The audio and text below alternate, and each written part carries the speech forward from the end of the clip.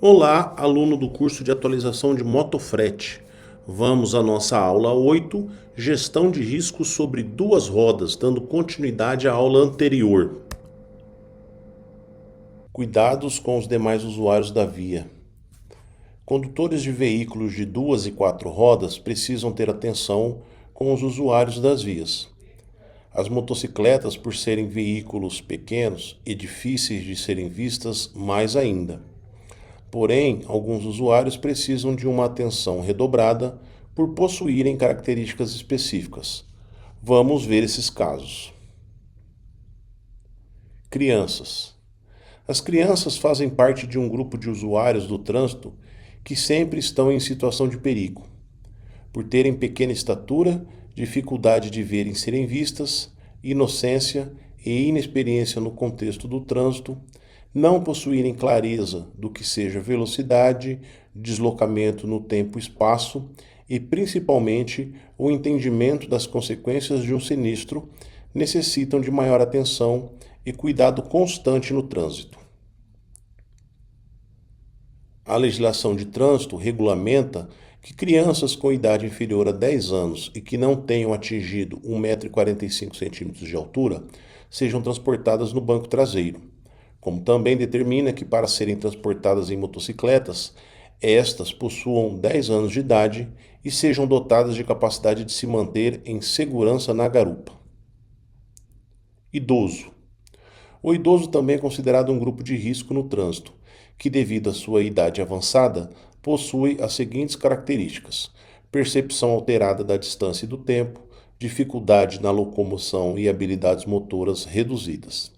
A tomada de decisão torna-se mais lenta e até mesmo equivocada, tornando-o propenso a atropelamentos. Pessoa com deficiência. A pessoa com deficiência tem o direito de usufruir do trânsito e, para isso, precisa de seus direitos à mobilidade e o acesso aos mais diversos espaços garantidos. A sociedade brasileira precisa trabalhar para assegurar o respeito às diferenças e construir uma comunidade mais igualitária que invista em estruturação viária e mobilidade urbana, garantindo a inclusão dos deficientes. O respeito a essas pessoas é primordial no trânsito e nós, como motoristas profissionais, devemos dar o exemplo. Gestante. As mulheres gestantes fazem parte também de um grupo que requer cuidados e atenção especiais no trânsito. A mulher passa pela fase de enjoos e tonturas, características comuns de uma gestação. Fato este que exige algumas precauções antes de dirigir. Ferimentos severos, traumas abdominais intensos e choque hemorrágico provocado pelos sinistros de trânsito podem ocasionar óbitos fetais. De acordo com especialistas, as maiores causas de sinistros com grávidas são enjoo, náusea e distração, que contribuem para que as mulheres percam o controle do veículo. Como condutores profissionais de motocicleta, devemos cuidar e zelar pela saúde e bem-estar dessa cliente tão especial. Pedestre. O CTB traz como elemento mais frágil do trânsito o pedestre. A boa convivência entre condutores e pedestres depende do respeito aos direitos e deveres de cada um. Motociclista profissional. Quando da proximidade de pedestres, seja gentil. Tente prever sua atitude e sempre reduza a velocidade. Dê preferência ao pedestre sempre que ele iniciar a travessia. Diminua a velocidade quando se aproximar de uma faixa de pedestre sem sinalização semafórica, pois nesses casos, o pedestre pode surgir repentinamente e ele sempre terá preferência. Nos cruzamentos com sinalização semafórica, cada um tem sua preferência. Porém, se o pedestre já tiver iniciado sua travessia, você deve esperar ele terminar. Ciclistas. Como qualquer veículo não motorizado, as bicicletas são frágeis e vulneráveis e têm a preferência sobre os demais veículos.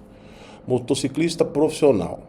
Dê a preferência e facilite a passagem de ciclistas. Como já dissemos, mantenha a distância de segurança lateral de ao menos 1,5 m. Sempre confira os retrovisores. Anuncie sua presença com leves toques de buzina. Animais. Cuidados com os animais na via. Em nosso estado, é comum a convivência de animais selvagens em harmonia no trânsito. Animais de grande porte possuem grande massa corpórea e, em caso de colisão, o impacto trará graves consequências. Sempre diminua a velocidade quando avistá-los ou próximo à placa de advertência de presença de animais selvagens na via. Cuidado ao buzinar. Você pode assustá-los e eles virem em direção ao seu veículo. Frenagem da motocicleta. A ação de frear o veículo significa realizar uma ação nos comandos com o objetivo de diminuir a velocidade ou parar completamente. A frenagem se realiza com duas ações distintas e independentes. A primeira, pelo acionamento da alavanca manete de freio, que se localiza no lado direito do guidão, próximo à luva do acelerador, acionando assim o freio dianteiro. A segunda, pelo acionamento do pedal, que se localiza do lado direito da motocicleta, próximo ao estribo de apoio do pé, acionando assim o freio traseiro. Todos os componentes do sistema de freio devem estar em perfeitas condições de uso, diminuindo assim os riscos de sinistros. Tipos de freio. Freio a tambor. É o tipo mais simples e mais econômico de freios, encontrado em motocicletas mais antigas, populares e com baixas cilindradas. Gera força de frenagem através do atrito entre a lona e a superfície do tambor. Apresenta mais dificuldade para dissipar o calor, ventilar e secar, estando mais sujeita ao desgaste natural das peças. Freio a disco. A maioria das motocicletas possui um freio de disco na roda dianteira original de fábrica. Funciona com um par de placas de atrito chamadas de pastilhas, que atuam sobre duas faces de um disco metálico que gira solitário com ela. Eles são mais eficientes e modernos que os freios a tambor com maior vida útil. Freio ABS. É um tipo de freio inteligente. Com sua tecnologia, ele não permite que as rodas travem, garantindo mais eficiência e segurança. Com esse tipo de freio, é mais seguro fazer curvas ou dirigir na chuva, por exemplo. Como frear? Para entendermos como devemos frear, devemos compreender que a pressão exercida na roda dianteira sempre é maior que na roda traseira. E por ter mais pressão no ponto de contato da roda dianteira em uma situação de desaceleração, é ela que tem maior poder de frenagem. Dessa forma, ao frear a moto é preciso fazê-lo com as duas rodas. Existe um consenso de que 70% da força de frenagem deve ir para as rodas dianteiras e 30% para as traseiras. Isso é muito importante para evitar que a moto empine. Existem dois tipos de frenagem: a frenagem programada e a frenagem de emergência. A frenagem programada é a frenagem que é realizada planejada, de forma que eu vá freando a motocicleta gradativamente, se utilizando inclusive do peso do meu corpo e do peso da motocicleta em relação ao atrito ao solo, ao pavimento, utilizando-se do freio a motor. Essa frenagem programada, ela é executada ao longo de um percurso e nunca em cima do local que deve ser imobilizado o veículo. Já a frenagem de emergência é uma frenagem realizada de forma emergencial, no qual não é utilizado o freio a motor da motocicleta e somente os freios do pedal e do manete. É importante dizer que esta frenagem não é recomendada e é uma frenagem considerada uma manobra de risco. Freio em pista molhada. A frenagem em pista molhada se dá de forma diferente em relação ao piso seco. Com a visibilidade reduzida, algumas informações são importantes. Em caso de derrapagens e roda travada, a dica é soltar o freio imediatamente e voltar a frear para retomar a aderência. Manutenção do veículo. A verificação permanente parte do cuidado com a limpeza e manutenção do veículo, que no caso do motociclista profissional é o seu instrumento de trabalho. Para essa verificação, devemos observar diariamente: sistema elétrico, farol, luz de freio, setas, buzina, lanterna e bateria. Sistema de freios, posição do pedal, folga no comando de freios, estado das pastilhas, folga na embreagem nos manetes. Fluidos: nível de combustível, nível do óleo do motor, vazamentos, filtros de óleo e ar. Pneus e rodas: TWI, estado de conservação e calibragem. Sistema de transmissão: estado da coroa dentada, verificação da corrente e lubrificação. Outros itens: suspensão, embreagem, comandos e cabos, acelerador. Concentração: riscos envolvidos em falar ao celular e utilizar outros aparelhos sonoros. A falta de concentração ao pilotar está diretamente ligada à utilização do celular. Muitos celulares são fixados no guidão da motocicleta, dando o suporte para a orientação do piloto através de aplicativos de mapas da cidade, facilitando assim a circulação do profissional. Porém, essa atitude se torna perigosa quando o motociclista é levado a desviar sua atenção e visão para a tela do celular, mesmo que por um pequeno período. A navegação enquanto pilota é perigosa. Essa atitude prudente pode ocasionar um sinistro com consequências graves. O correto é o profissional observar o mapa antes de iniciar seu deslocamento e, caso tenha alguma dúvida durante o percurso, deve parar sua motocicleta em local adequado para a observação do mapa.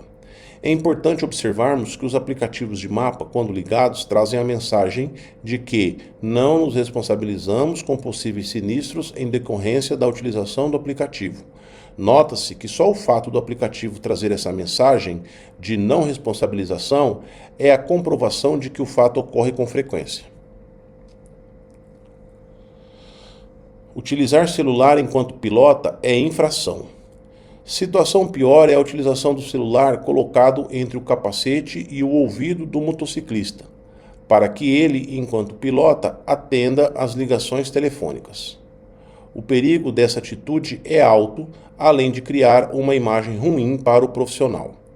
Infrações relacionadas. Artigo 252, inciso 6. Dirigir veículo utilizando-se de fones nos ouvidos conectados à aparelhagem sonora ou de telefone celular. Infração média, multa de R$ 130,16, 4 pontos na CNH. Artigo 252, parágrafo único. Dirigir o veículo segurando ou manuseando o telefone celular, infração gravíssima, multa R$ 293,47, 7 pontos na CNH. Pilotando em situações adversas e de risco. Inciso 1, condições climáticas. Inciso 2, ultrapassagem.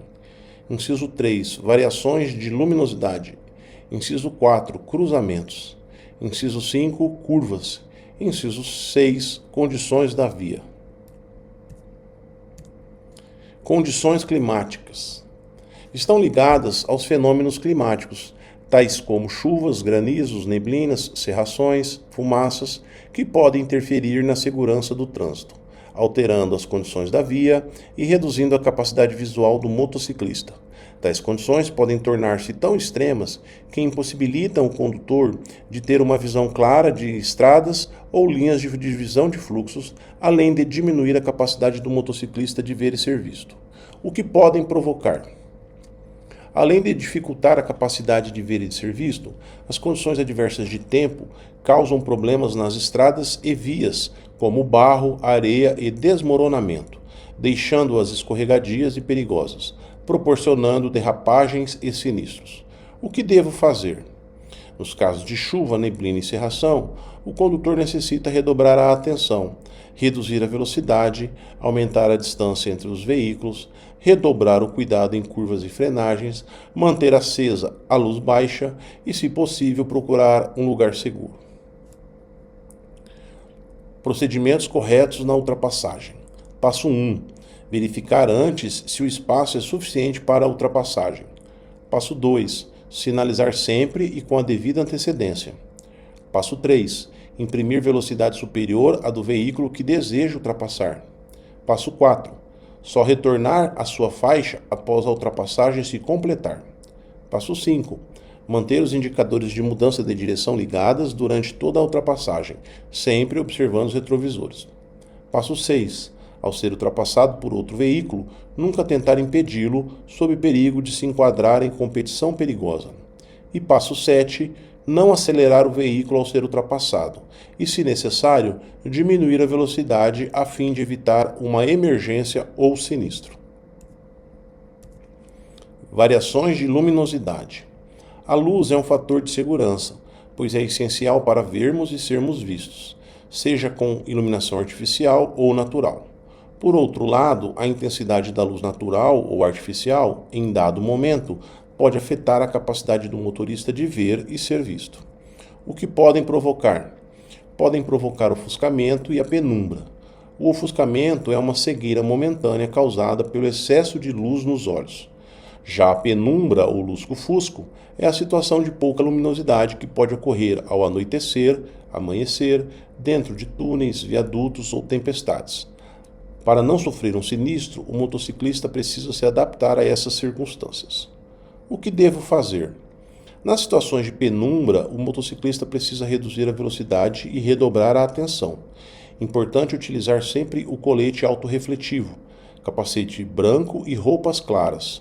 Já no ofuscamento, não só diminuir a velocidade, mas também solicitar luz baixa ao condutor que causa o seu ofuscamento, acendendo e apagando a luz alta. Não olhar diretamente para os faróis e, caso a luz alta persistir, manter luz baixa e orientar-se pela margem da direita da pista. Risco nos cruzamentos. Risco 1, falta de atenção. Risco 2, falta de sinalização horizontal e vertical. Risco 3, imprudência ligada a desrespeito à velocidade. Risco 4, indefinição da preferencial. E risco 5, desconhecimento de regras e local de deslocamento. Curvas. Posicionamento da moto na curva. Em relação ao posicionamento do guidão, a dica é que a posição do guidão varia dependendo da velocidade. Em alta velocidade, o guidão vira levemente para o lado contrário da curva, contra-esterço. E quanto menor a velocidade, mais o guidão vira para o mesmo lado da curva. Posicionamento do piloto na moto em uma curva. Para se fazer uma curva na estrada com segurança, não é preciso inclinar o corpo do piloto para o lado da curva. Se você fizer isso, a moto vai fechar demais a curva. Nós, motociclistas profissionais, podemos inclinar o corpo também, porém não devemos inclinar mais do que a inclinação da motocicleta. Quanto maior a velocidade, maior a inclinação do corpo, sem ultrapassar a inclinação da motocicleta. Quando a curva for de baixa velocidade, o corpo deve continuar ereto, 90 graus em relação ao solo. Esta postura fará com que o peso do corpo empurre as rodas da motocicleta em direção ao solo, gerando mais atrito e menos risco de derrapagem. Velocidade em uma curva. A velocidade máxima para se fazer uma curva é aquela com a qual consigo manter a motocicleta na linha da curva. Não use o freio dianteiro para diminuir a velocidade em uma curva. O corpo do motociclista não deve estar mais inclinado do que a motocicleta. Quanto mais fechada a curva, menor será a velocidade e menor a inclinação do corpo. O posicionamento ganha atenção especial quando o motociclista transporta uma carga pesada. Deve-se levar em consideração que a amarração da carga, a distribuição do peso da carga, o acondicionamento da carga dentro do baú ou caixa serão fatores que determinarão o equilíbrio da moto, dificultando ou não a realização de curvas.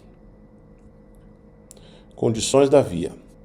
Antes de iniciar qualquer percurso, curto ou longo, o motociclista defensivo deve procurar informações sobre as condições das vias que vai percorrer para planejar melhor seu itinerário, assim como o tempo que vai precisar para chegar ao destino desejado.